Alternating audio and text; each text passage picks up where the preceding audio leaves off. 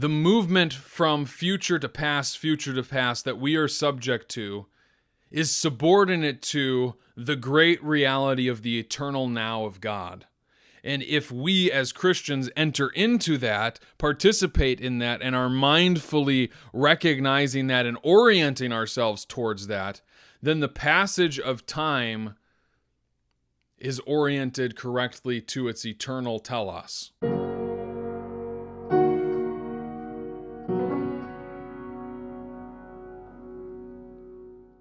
Hey everybody, welcome back to another episode of the Mere Catholicity Podcast. I am your host, as always, Jonah Saller. And if you're new here, I want to encourage you to check the link below. It takes you to a page called Locals. And Locals is a platform where, it's a free speech platform where you can support creators who are doing stuff that you enjoy and want to see more of. And so it takes time, it takes energy to make videos, to make podcasts, to get guests on the show, things like that. And so that's a place for you to support the work I'm doing. And in addition to that, it's a place where you can join a community of like-minded Christians who are all striving towards being mere Catholics together. And so if that's of interest to you, I would encourage you to click the link below and become a mere Catholic today. I want to talk a little bit today about some things that have been going on in my head since reading two just really excellent books.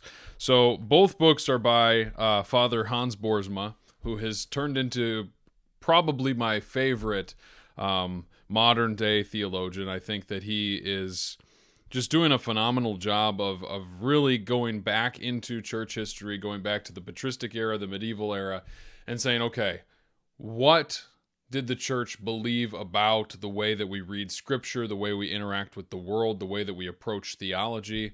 And he's really reclaiming a sacramental ontology, a sacramental vision for the way in which we as Christians understand and operate in the world. And I think that it is really solid stuff, and it has already just gotten me thinking about some of my own presuppositions, the different theological trajectories that I've been on, and seeing some of the presuppositions that underlaid a lot of these theological convictions of mine that I just wasn't conscious of until, you kind of take a step back and look in the mirror, so to speak.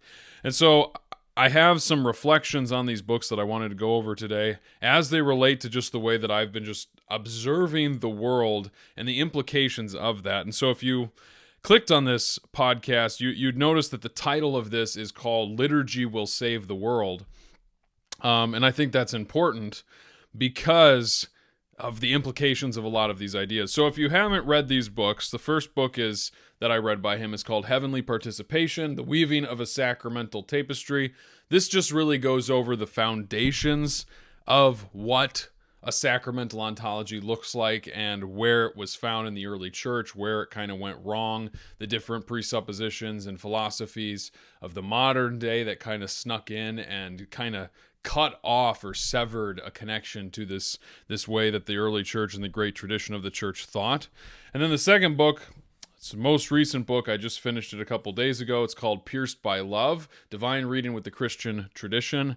And it's really a book taking a lot of the ideas of this kind of sacramental understanding of the world and specifically applying them to the practice of Lectio Divina, divine reading, coming to the scriptures and saying, I'm here not simply to go through and have a historical understanding of what Scripture meant, but a true sacramental encounter with the living Christ, who is himself the centerpiece of all of Scripture.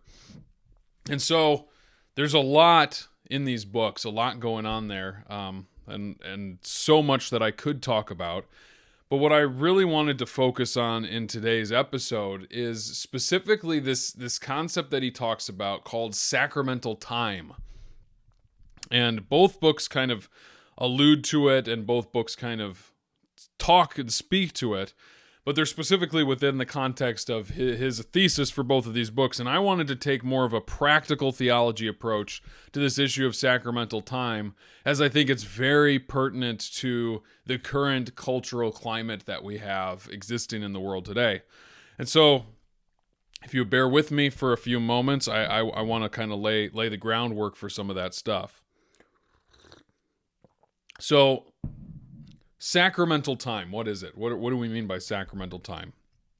In the book, Boersma lays out basically this idea that all of time, past, present, future, all in some sense is drawn together, held together, and united in the person and work of Jesus Christ, the eternal Logos.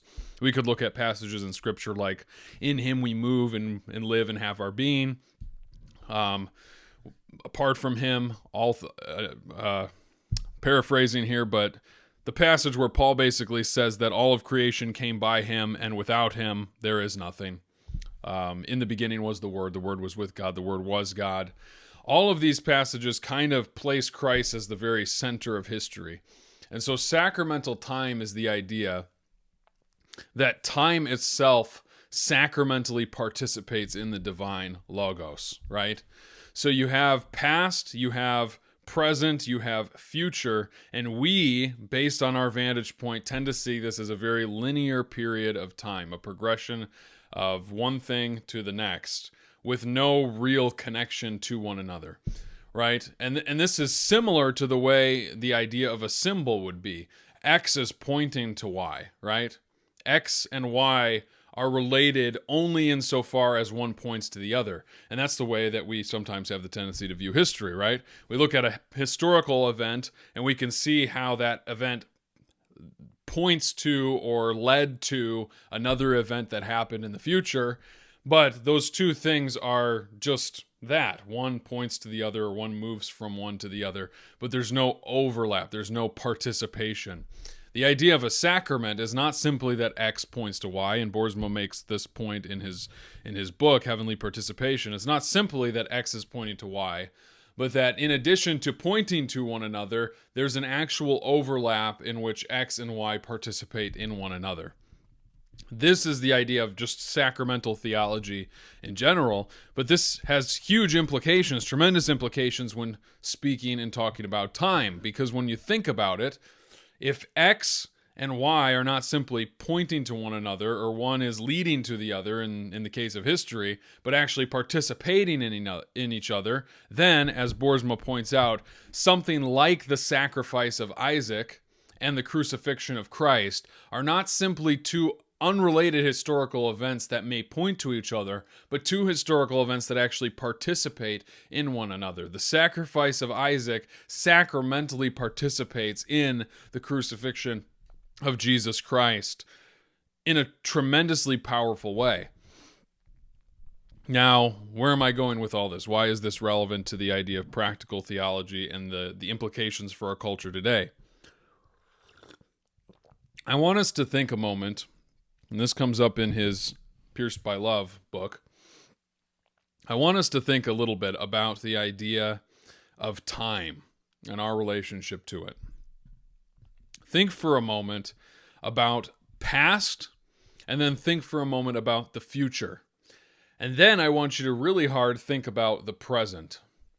And I want you to ask yourself, you hear people say this all the time, I'm always thinking about the future, man, and I want to learn to be more present.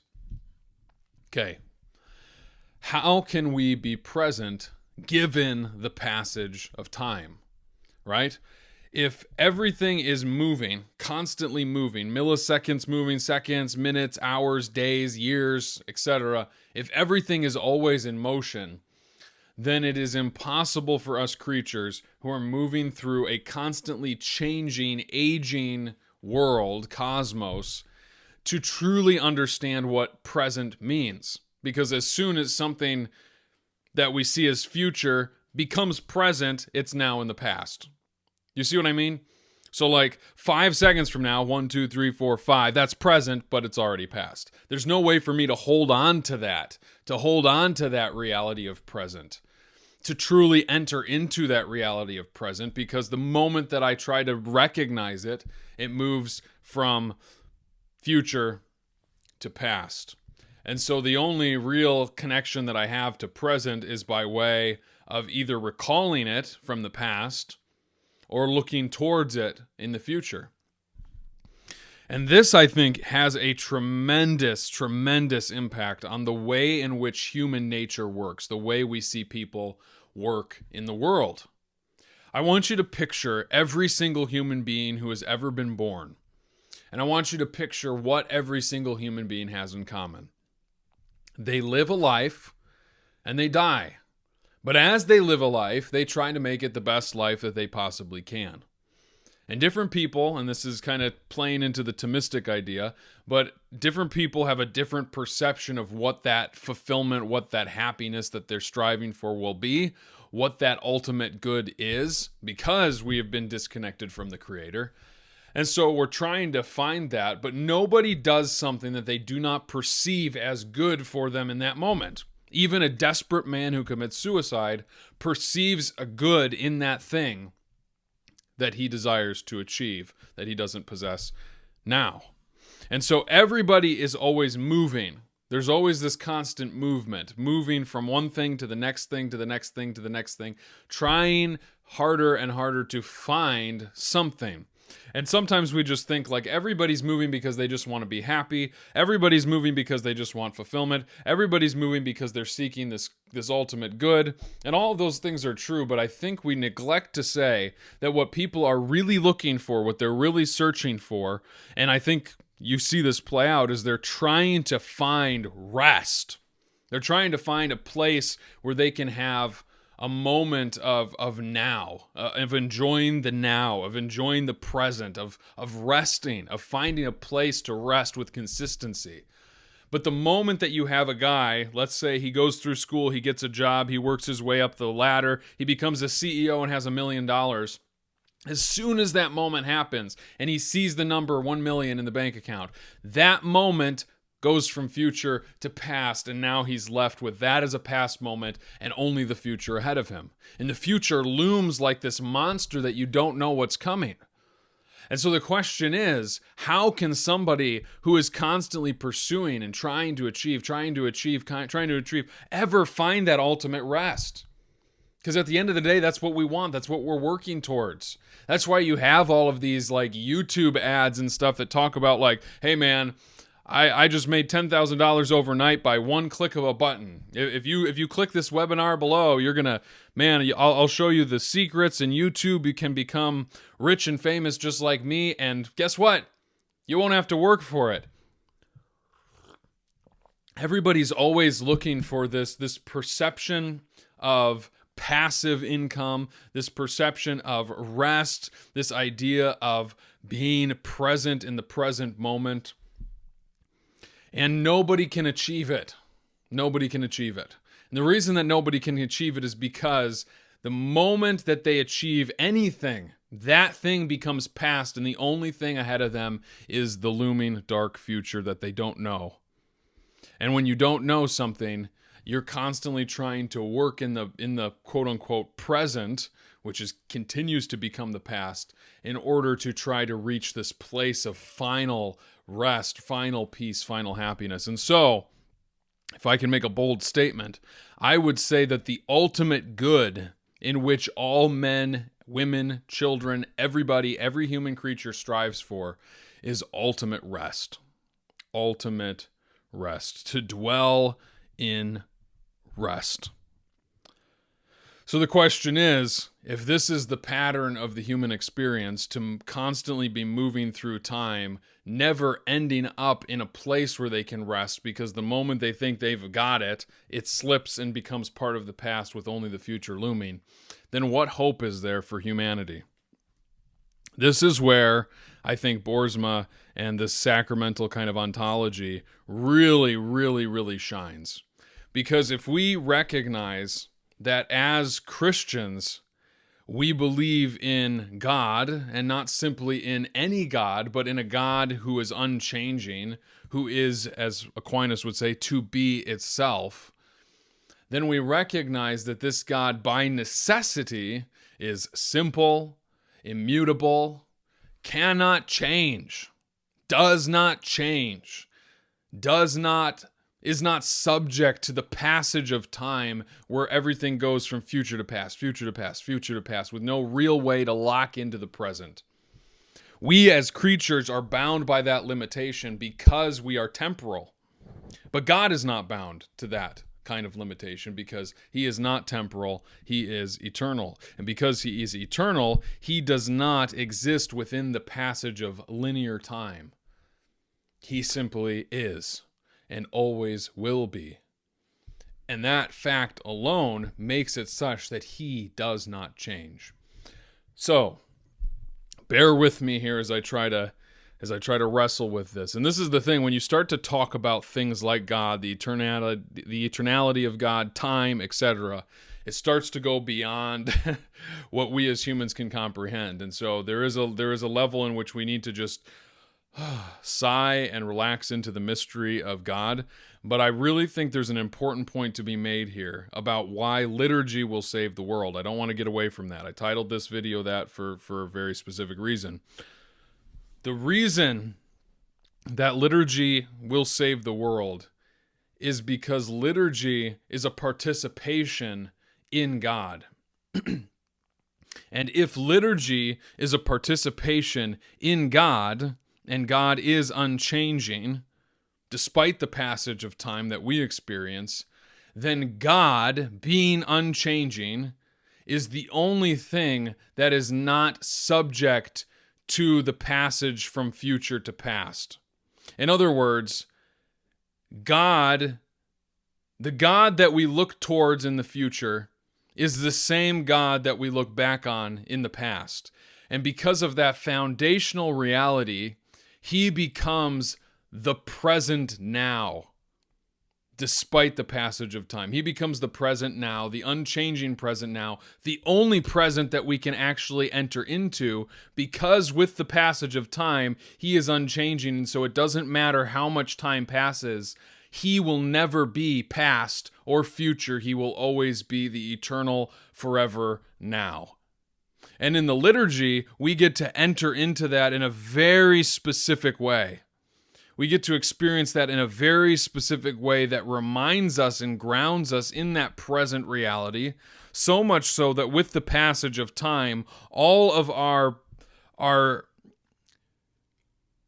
movement is, how do I want to put this? The movement from future to past that we are subject to is subordinate to the great reality of the eternal now of God. And if we as Christians enter into that, participate in that, and are mindfully recognizing that and orienting ourselves towards that, then the passage of time is oriented correctly to its eternal telos. Maybe that's the best way to say it. How does this fix the world's problems? Again, let's go back. Everybody who wants to find that place of rest can never do so, because every time they achieve what they've desired to be that rest, it moves from future to past. And that movement from future to past is predicated on motion, and motion implies change. And anything that changes cannot possibly be the same in the future as it was in the past. The perception that $1 million will make you happy in the future changes when you have $1 million and it's all of a sudden in the past, and that looming monster of the future is still ahead of you.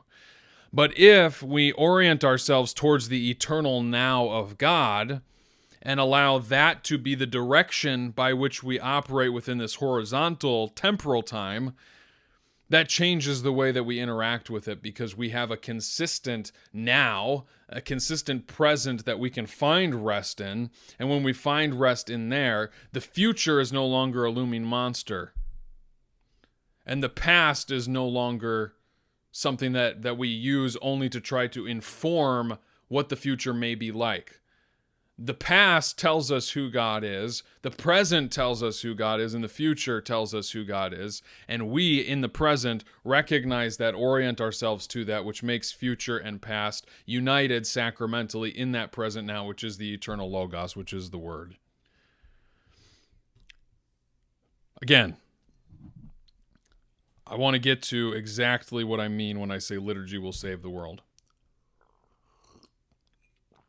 If we recognize the liturgy as being the most tangible, the most sacred, the most important meeting point of this vertical now, as we could say, the eternal now, with the temporal landscape,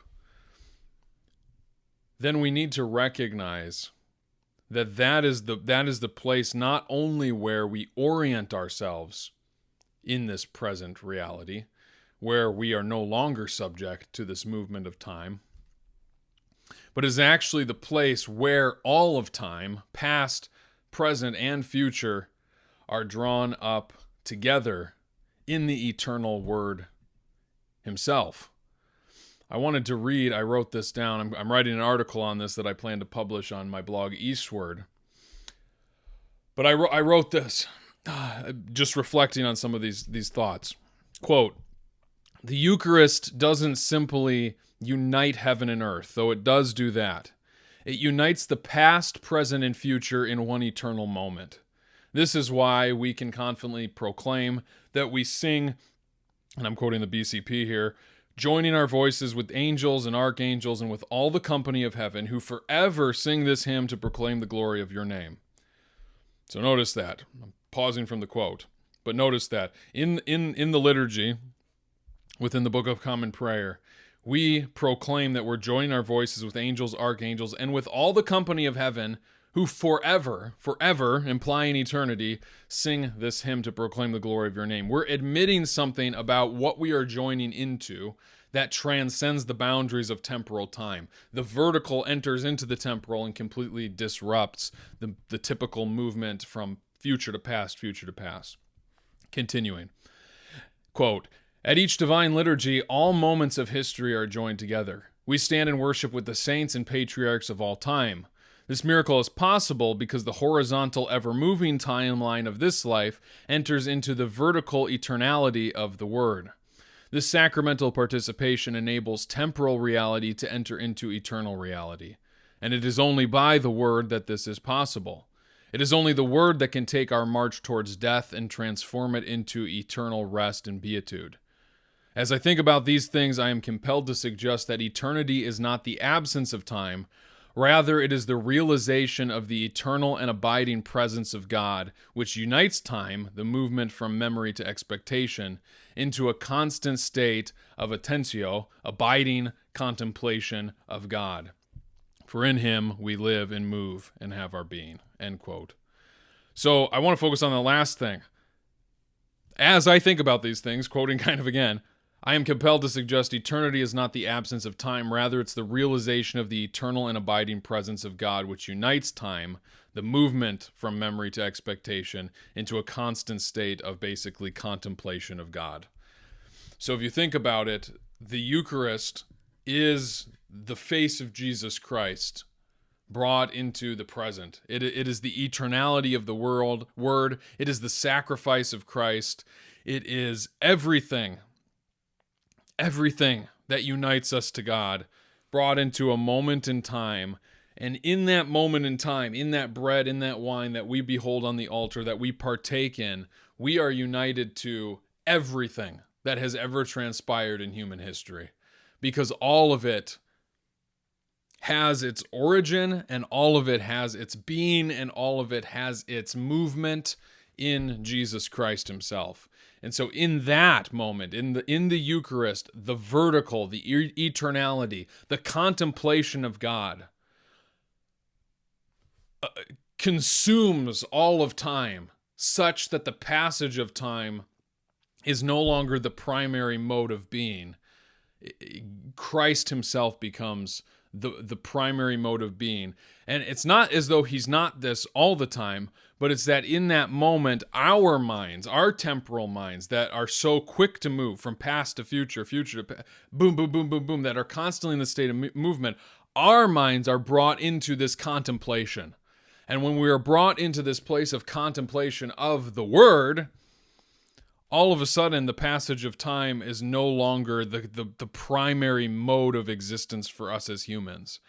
It becomes subordinate to the eternality of God. It becomes subsumed by the eternality of God.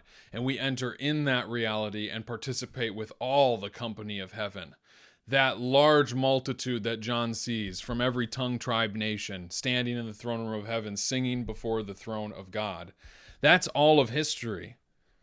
And you might say, well, is that all of history at the end of history?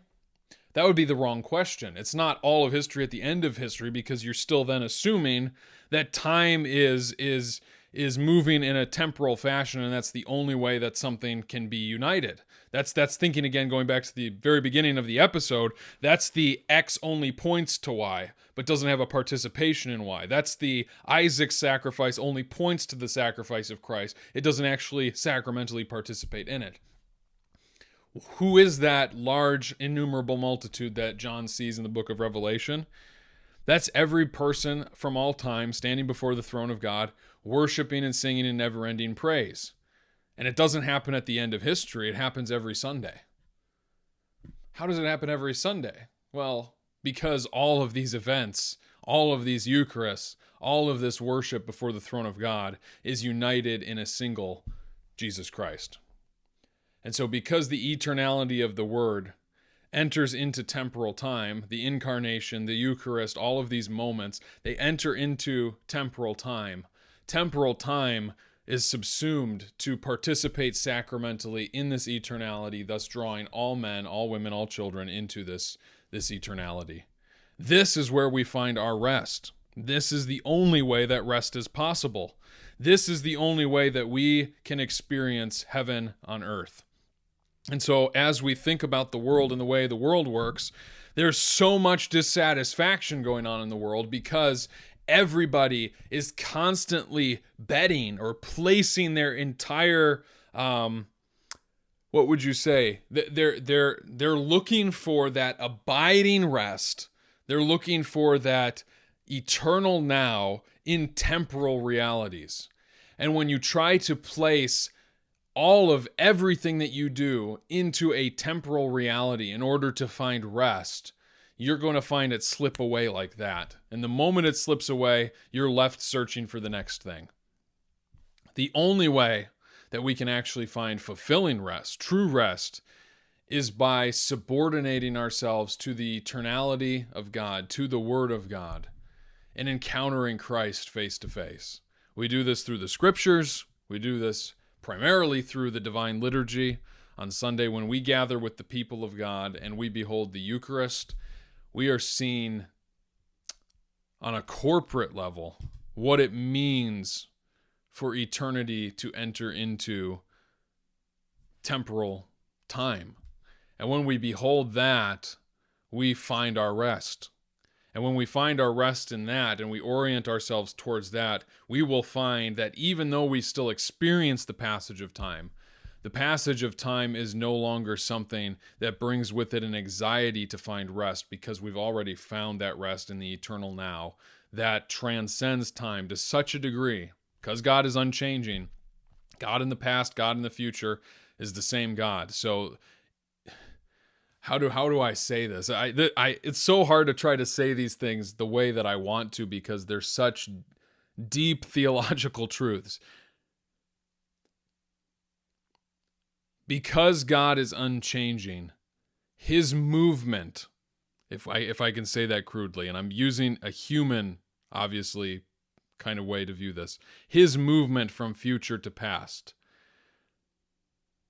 is always present, because that movement from future to past doesn't change, and therefore, because there's no change, there's no motion, so there's no actual movement from future to past. There's only our perception of a movement. That's not, well, that was very uneloquent of me to say it that way.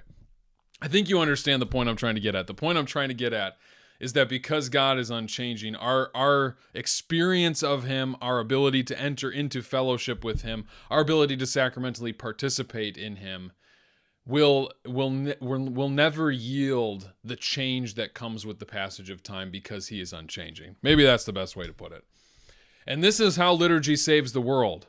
Because if other people who are all on this journey together going, I got to find this ultimate good, I got to sort this all out so that I can find rest. I just want to rest. I want to live in the present, man. If we can, by the power of the Spirit, witness the gospel transform the lives of these people, of these nations, so that they do enter into this rest, we're going to see the world change.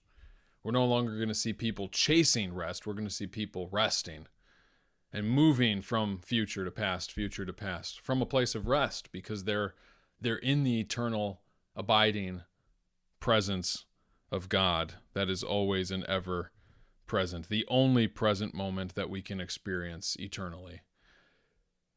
So I hope that this was helpful. I hope it gave you some things to think about the relationship of time and eternality to the temporal, way things play out. These are just my thoughts, man. I'm deeply curious about these kinds of things, and these books just so drastically and radically transformed the way I think about life and everything. And it makes me think, because I like studying people, and I was just thinking to myself, why is it that people are all moving towards something? They're always trying to achieve the next best thing.